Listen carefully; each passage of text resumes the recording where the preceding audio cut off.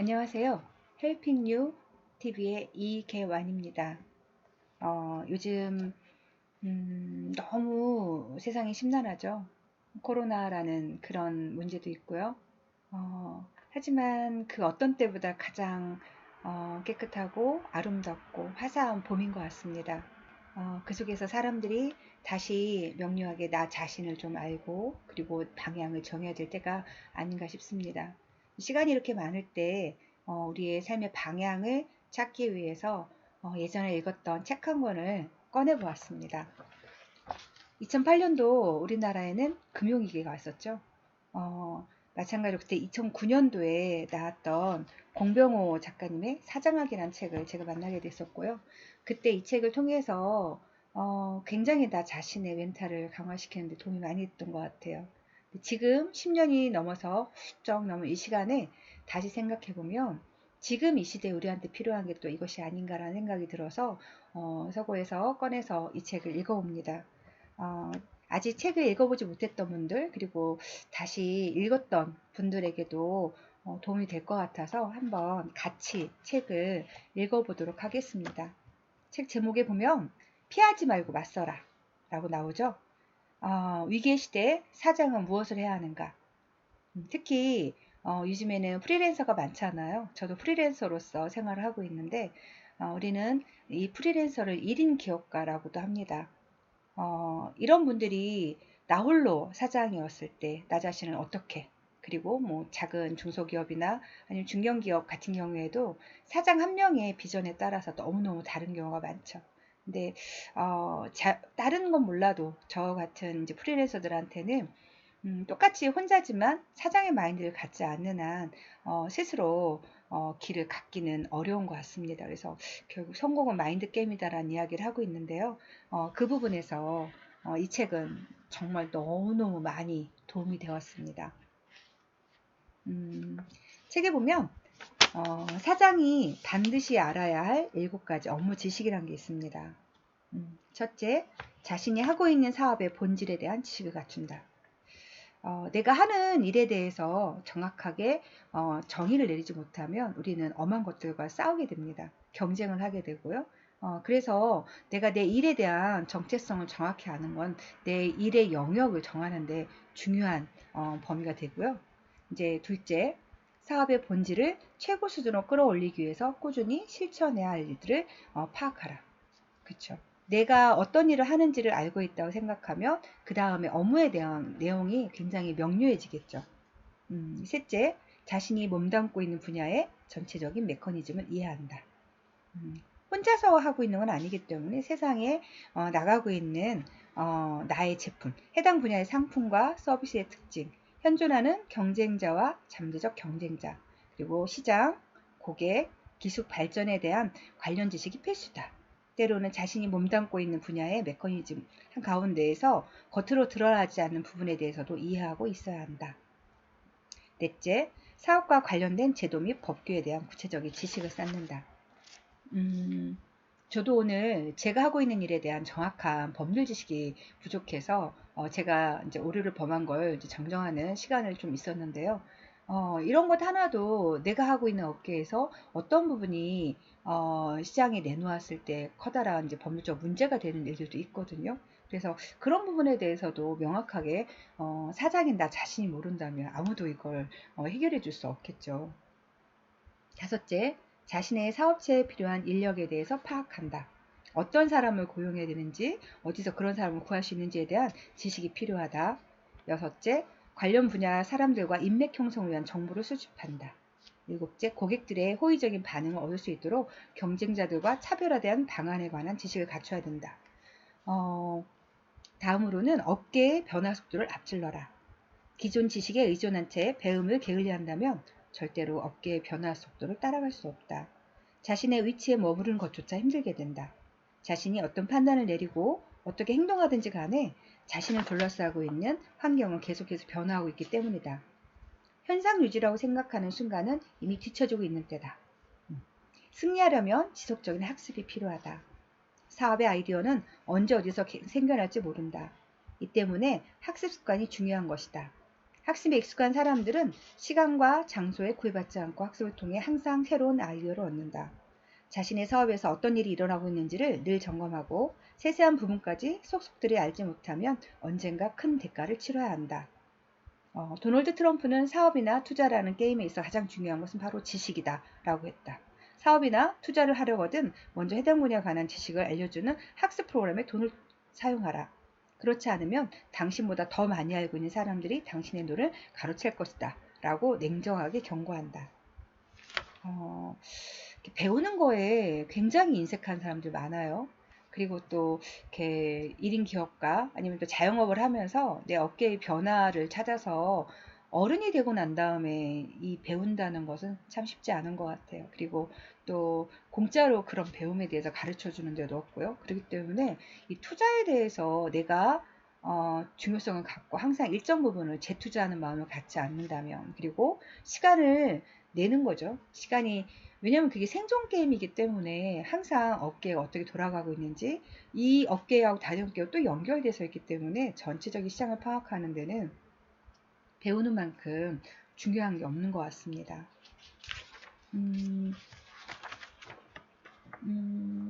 또 이제 5장에 보면 생존과 성장력에 대한 이야기가 나옵니다. 사업의 각 임계점마다 적시에 확실하게 대응하라. 사업에는 결정적인 임계점이 있다. 사업의 임계점과 관련해서 사장은 4가지 포인트에 주목해야 된다. 첫째, 사업의 임계점의 중요성을 제대로 이해하고 있는가. 둘째, 사업의 임계점에 도달할 때까지 적절한 노력을 기울일 수 있는가. 셋째, 사업 임계점의 시점이나 징후를 제대로 알아챌 수 있는가. 넷째, 임계점을 넘어선 다음 변화된 환경에 제대로 대처할 수 있는 거다. 여기서 임계점이란 사업의 지속과 성장을 위한 분기점을 말한다. 사업의 생존과 지속적인 성장에는 특정 분기점들이 대단히 중요한 의미를 가지고 있다. 따라서 자기가 하고 있는 사업이 특정 분기점에 도달하였는지를 우선 정확히 파악해야 되며, 이런 분기점에 맞는 성장 전략을 사용해야 된다. 사업을 시작하고 난 다음에 일정한 시간이 경과했음에도 불구하고 특정 분기점에 도달하지 못하고 있다면 빨리 해결책을 찾아야 한다. 뿐만 아니라 특정 분기점을 통과하는데도 지금까지 해오던 방식대로 사업을 무작정 이끌어가는 것은 바람직하지 못하다.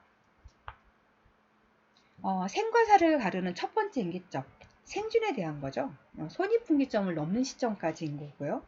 그 이후에도 또 분기점이 있는데, 우리는 여기에서 효과와 효율을 구분해서 경영하라.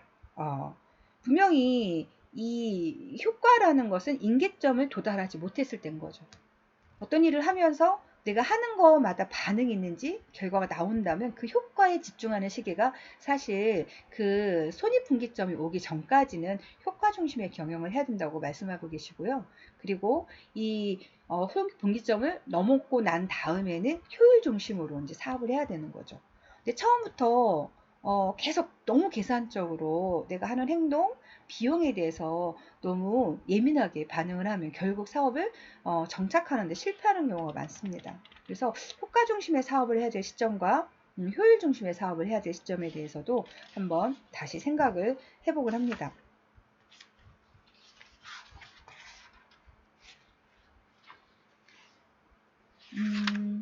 또 한 가지는 이제 회색을 두려워하지 마라. 이제 회색 유연성을 갖는 것은 선택의 유연성만을 이야기하는 것은 아니다. 지금 대한민국에서 바로 내일이 선거일입니다.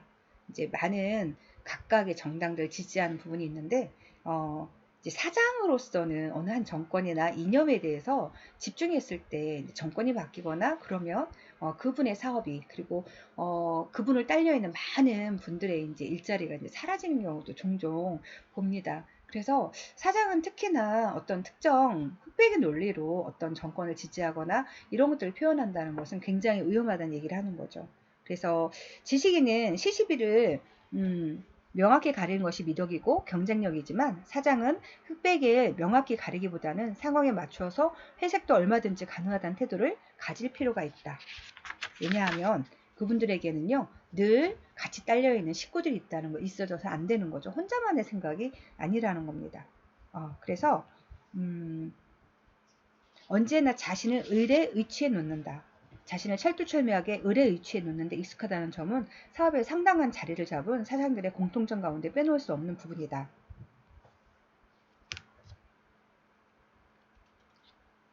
지나치게 고집을 부리지 않고 자신의 변화를 시도해야 할다라고 판단하며 언제 그렇게 표현할 수 있는가라는 소리를 들을 정도로 시류에 맞춰서 자신과 사업을 바꿔 나가야 한다는 점이다.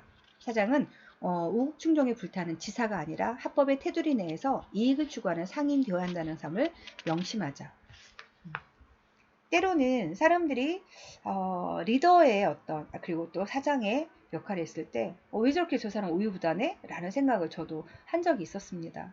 그런데 이분의 글을 읽고 굉장히 많은 생각을 하게 된 것 같아요. 어쩌면 과거에 옳았던 일이 시간이 지나면 옳지 않은 일도 많고요. 또 그때 옳지 않았던 것이 지금은 당연하게 상식으로 받아들여지는 것도 많지 않아요? 근데 그것이 만약에 사장이 그때 흑백 논리로 접근했다고 생각하면 정말 힘들여서 만든 나의 어떤 브랜드 이미지라든지 이런 것들을 깰 수도 있는 거죠. 그렇기 때문에 이런 회색의 입장에서 어쩌면 회색이라는 것보다 유연한 사고를 갖는 게 참 중요한 것 같습니다. 8장 신념에 대한 이야기가 나옵니다. 사업에 대한 믿음과 뚝심을 키워라.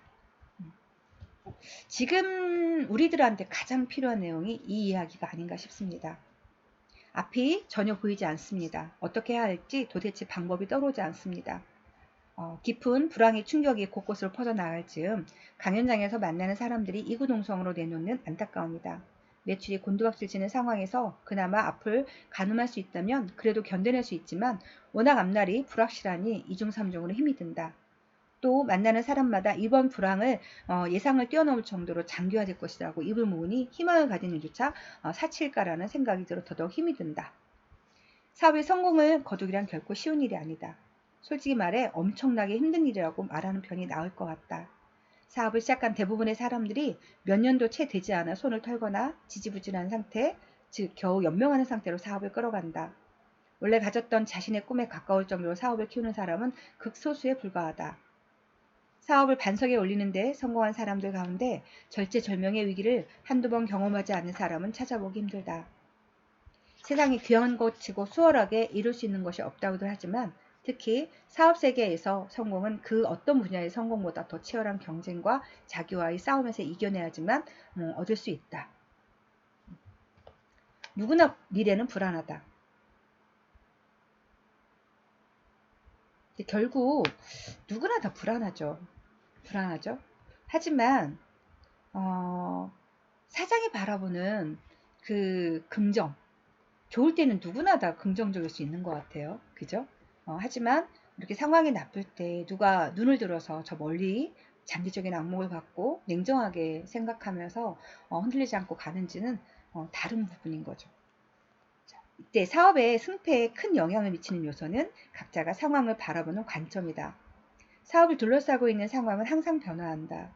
늘 상황이 좋지 않을 수도 있고 늘 상황이 좋을 수도 없는 일이다. 계절이 오고 가듯이 불황과 호황도 오고 간다. 아무리 어려운 상황이 오더라도 좋은 시절이 돌아올 것이라고 믿고 이를 준비하는 것은 결국 사장 자신의 능력이자 선택이다. 모르는 것은 불확실하다. 누구나 미래의 불확실함 속에 놓여 있다. 모두가 성공할 수는 없겠지만 분명 누군가는 성공이란 과실을 자신의 것으로 만들어낸다. 어떤 상황이 닥치더라도 앞으로의 상황은 훨씬 나아질 것이며 아무리 어려운 상황에서도 기회를 잡아서 크게 성공하는 기업들은 반드시 존재한다는 그런 믿음을 갖고 사업을 대하면 불안감은 크게 충분히 극복할 수 있다. 신념은 주어지는 것이 아니라 스스로 선택하는 것이다. 그렇다고 해서 그냥 이렇게 낙관적으로 생각하자라거나 이런 믿음을 갖고 살아가자라는 것이 아니다. 미래에 대한 신념이나 믿음을 갖는 것 또한 훈련으로 상당 수준까지 끌어올릴 수 있다. 물론 유전적인 특징에 따라서 낙관적인 사람일 수도 있고 비관적인 사람일 수도 있으며 동일한 상황을 지나치게 비판적으로 보는 사람도 있음을 부인하진 않겠다. 그러나 나는 개인의 유전적 특질에 대해서 이렇다 저렇다 이야기하지 않겠다. 왜냐하면 자신의 사업과 인생에 대해서 강한 믿음을 갖는 일은 상황이 어려워지기 전부터 착실히 닦아놓아야 할 일종의 인프라와 같은 것이기 때문이다. 자신의 사업에 대해서 그리고 자신의 인생에 대해서 강한 믿음, 즉 신념이 없다면 수시로 닥쳐올 위기 상황을 슬기롭게 극복하여 위기를 기회로 반전시킬 수 없다. 신념은 어떤 상황에서든지 걱정, 두려움, 초조함, 망설임을 극복하고 자신이 원하는 목적지를 향해서 스스로 열정적으로 나아갈 수 있도록 도와준다. 또한 위기를 극복할 수 있는 힘을 주고 목표 달성을 위해 끝까지 완주할 수 있도록 도와준다. 그리고 주변 상황이나 주변 사람들의 이야기에 흔들림 없이 뚜벅뚜벅 나아갈 수 있는 힘을 준다. 자신의 사업과 인생에 대한 강한 신념을 만들어내는 작업은 눈에 보이지 않는 것을 만들어내는 과정이다. 현실 세계에서 이익을 추구하는 사람에게 눈에 보이지 않는 것의 중요성은 그다지 설득력이 없을지도 모른다. 하지만 평소에 무엇을 바라보고 살아가느냐에 따라 생은 완전히 다른 시로 전개될 수 있다는 점을 강조하고 싶다.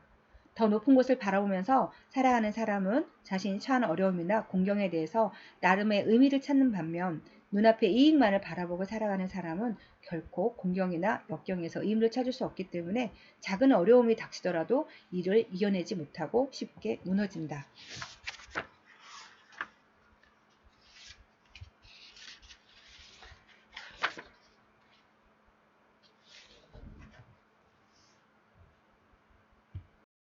힘들수록 최대한의 에너지를 쏟아부어라. 앞서 사업에 대한 신념을 만드는 여러 가지 방법에 대해 살펴보았다. 그러나 여전히 불안하고 주변 상황에 휩쓸린다면 어떻게 할까? 주변 상황은 어차피 통제할 수 없는 것들이다. 무슨 힘으로 1년간의 불황을 6개월로 줄일 수 있겠는가? 불안감이 엄습하고 힘이 들 때 할 수 있는 가장 좋은 방법은 자신이 하고 있는 일을 역으로 더 많은 에너지를 투입하는 것이다. 이때 단지 투입하는 신용에 그쳐서는 안 된다. 진짜로 자신이 낼 수 있는 최대한의 에너지를 투입해야 한다. 할 수 있다는 믿음을 갖는 일은 자신이 지금 할 수 있는 일에 최대한 집중할 때 가능하다. 불황이 깊어질수록 사장들은 자신에게 이렇게 다짐하고 실천하면 된다. 경기가 좋았던 시절보다 그냥 열심히 하는 정도에 머물지 않겠다. 구체적으로 작년보다 내가 본업에 투입하는 시간을 최소한 30% 끌어올리고 집중력도 더 높이도록 하겠다. 그리고 말이 아니라 이를 실행에 옮겨서 반드시 성공에 걷어나가야 된다. 불안해봐야 바뀌는 것은 아무것도 없다.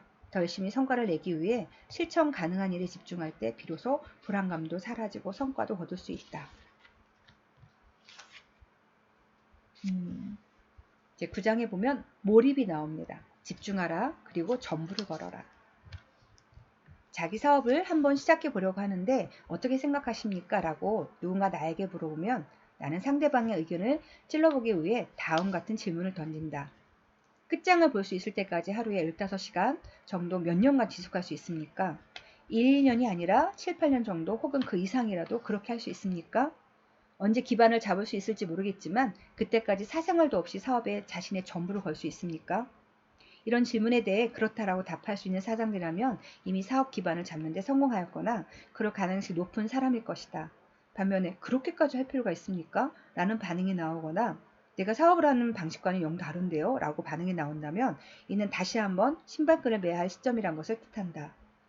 사업이 어느 정도 궤도에 오를 때까지는 일주일 내내 쉬지 않고 사업과 관련된 것을 집요하게 추구해 나가야 된다. 그래야 기반을 잡을 수 있다. 설렁설렁해서는 사업의 기반을 제대로 닦기 힘들다. 자신이 가진 힘을 일정 기간 동안 전부 쏟아붓지 못해서 사업을 시작한 사람들 가운데 대다수는 기반 닦는 데 실패한다. 언제나 유혹은 존재한다. 우리가 성공을 하든 돈을 얼마나 벌든 다른 사람들은 크게 관심을 갖지 않는다. 그러니 스스로가 계속해서 앞을 향해 나아가도록 절제하고 단속하는 일은 자기 자신 이외에 어느 누구 도와줄 수 없다. 정말 일을 하다가 사람들은 어려움이 오면 대부분의 사람은 힘을 빼는 것 같아요. 조금씩 그거는 자기 자신을 믿지 못하기 때문이겠죠. 또 자기 자신을 확실하게 믿는다는 것도 사실 무엇인지 잘 모르겠지만 떨고 있는 것보다는 나아가는 게 더 낫지 않을까요? 기존에 해왔던 일 중에서 두렵고 어렵고 힘들어서 내가 시간을 줄이고 피하는 게 아니라 맞서서 더 투입하고 더 집중하고 그런 사람들만이 결국에 이 위기를 극복할 수 있는 생각이 듭니다.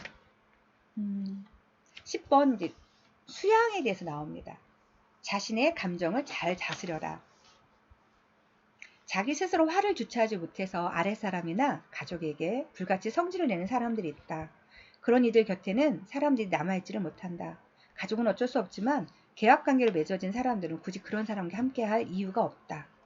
불같이 화를 내는 성격은 세월이 지나면 많이 나아지긴 한다. 하지만 사업을 하는 사람이라면 반드시 스스로 훈련을 해서 화를 제대로 다룰 수 있어야 된다. 소설가 최인호 씨는 50대를 목전에 둔 시점에 아내로부터 사춘기를 맞는 아들이 아빠는 할아버지가 일찍 돌아가셔서 그런지 아버지의 영향을 받지 못해서 아빠 노릇에 서투른 모양이다라는 말을 전해 듣게 된다. 아들의 이 말에 오랫동안 가슴에 남은 최인호 씨는 스스로에게 나는 대체 어떤 아버지인가 라는 질문을 던진다. 아들의 눈에 비친 나의 추상은 믿음직하고 의젓한 아버지가 아니라 왠지 위태위태하고 아슬아슬한 아버지로 비춰졌던 모양이다. 과연 아이들에게 나는 좋은 아버지였던가? 나는 그 점에 대해서 깊이 반성하고 있다. 나는 걸핏하면 가족들에게 내가 피와 땀을 흘리면서 희생을 하고 있다는 심리적 부담을 주었지만 이는 인간으로 태어난 이상 마땅하고 당연한 일이지 헌신이나 희생이라고 과장할 이유는 없는 것이다. 또한 나는 아이들에게 깊은 정신적 상처를 주었다. 내가 아이들에게 가장 미안한 점은 내가 지나치게 감성적이었으며 때문에 일관성이 없었던 변덕쟁이 아버지였다는 점이다. 모든 것이 내 기분대로였다. 산중일기에서 최인호 씨가 어렵사리 자신의 단점을 고백하는 대목을 읽으면서 나는 이것이 굳이 그만의 독백이 아니라는 생각이 들었다. 아버지뿐만 아니라 사장도 행여 이런 부분이 없는지 되짚어 봐야 할 것이다. 나는 사장으로서 주변 사람들에게 위태로워 보이진 않는가? 이런 질문을 통해서 자신을 냉정하게 평가해야 한다. 직원들에게 위태로워 보이는 사장은 믿음과 신뢰를 주지 못하고 사장의 말도 별로 영향력을 발휘할 수 없다. 한마디로 말빨이 먹히지 않게 된다. 이런 경우 리더십은 치명적으로 손상을 받는다. 당신의 말과 행동을 믿지 못하겠소 라고 말하는 상태까지 어떻게 사장이 자신이 원하는 방향으로 직원들을 이끌 수 있겠는가? 그렇다면 이런 위태로움은 도대체 어디서 나오는 것일까? 앞서 최인호 씨가 지적한 것처럼 그것은 변덕스러움에서 비롯된다. 변덕스러움은 스스로 감정을 주체하지 못할 때 나온다. 물론 항상 자신의 감정을 숨길 수는 없다. 그러나 그것은 정도의 나름이다. 좋고 싫음이나 기쁨과 슬픔을 지나치게 극단적으로 드러내서는 안 된다. 감정의 기복이 심한 상사를 둔 부하 직원들은 늘 긴장 상태에 놓이게 된다. 게다가 갑자기 화가 폭발하는 성격이라면 웬만큼 비위가 좋지 않은 경우 부하 직원들은 상사의 곁을 떠나게 된다. 너무 공감되는 대목이고요. 고객들도 마찬가지인 것 같아요. 저는 신뢰라는 단어가 뭘까라고 생각해보면 결국 내가 상대한테 신뢰를 얻기 위한 것은 일관성이라는 부분인 것 같아요.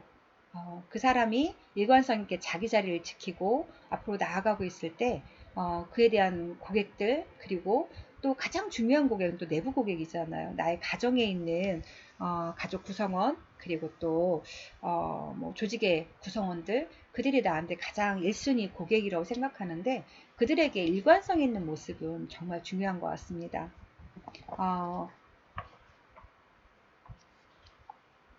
오늘 저와 함께 공병호 씨의 사장학이라는 책을 같이 정말 공감되는 부분만 밑줄 쳤던 것을 함께 읽었는데요.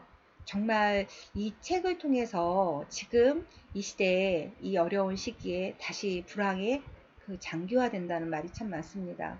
하지만 불황이란 단어를 모르고 내일에 집중하면서 이제 결국 생존을 해야 되는 문제인 거죠. 그렇다면 지금 우리의 태도, 그쵸? 신발끈도 다시 묶고 그리고 마음을 단단히 먹고 그리고 나서 대처한다면 이제껏 우리가 잘 해왔듯이 또 잘 해낼 수 있지 않을까 싶습니다. 앞으로도 제가 읽으면서 저를 세워줬던 좋은 책들이 있으면 여러분들과 함께 나누겠습니다. 감사합니다.